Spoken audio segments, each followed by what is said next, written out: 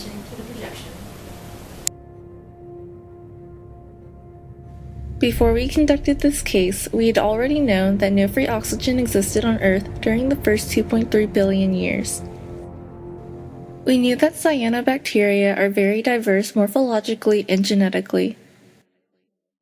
We also knew that cyanobacteria were the first organisms to perform oxygen-producing photosynthesis. However, those introductory facts were not enough information to fully understand the Great Oxidation event. This case proposed to address three mysteries surrounding the GOE. 1. When did multicellularity first appear? 2.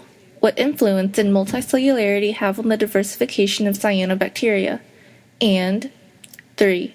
When did the GOE take place? Closer to the first appearance of cyanobacteria, or closer to the rise of multicellularity? Agent number 2, what were your findings from your data analysis? Well, as you can see here, the lab researchers verified the early evolution of cyanobacteria by reconstructing their phylogenetic trees.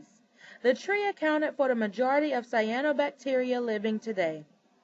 Node 1 on the diagram represents the origin of cyanobacteria, and Node 3 represents the rise of multicellularity. The different colors on the right-hand side of the diagram represent the different morphological subsets of cyanobacteria. To address question 1, when did multicellularity first appear?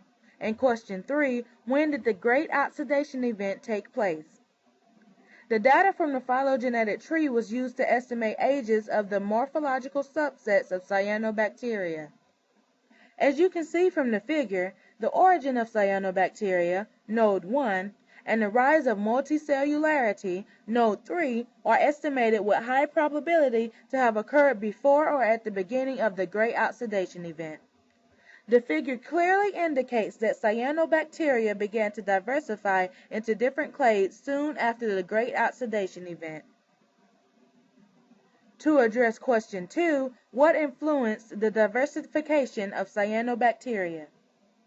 Our researchers tested if diversification rates among cyanobacteria have been constant.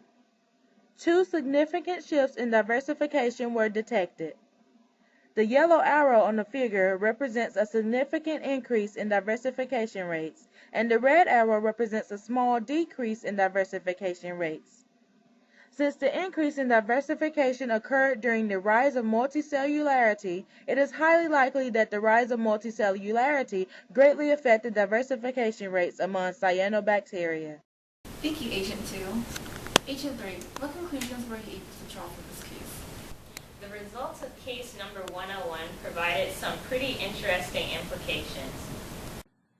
The results of the data analysis suggest that the origin of multicellularity, the beginning of the Great Oxidation event, and the increased diversification rate of cyanobacteria occurred approximately at the same time. The origin of multicellularity was an extremely important change in the complexity of organisms on Earth. Prior to starting this case, we had already known that multicellular organisms were able to possess various morphological advantages that had the potential to also increase fitness, or their ability to survive and produce offspring. However, this study enabled us to gain a more thorough understanding of the implications of multicellularity. This increase in fitness would have caused a higher frequency and distribution of cyanobacteria towards the end of the Archean eon. The higher distribution and frequency of various cyanobacteria species also suggests an enhanced amount of oxygen production throughout the Earth, and thus more opportunities for ecological growth as well. I had no idea that case 101 had such a huge impact.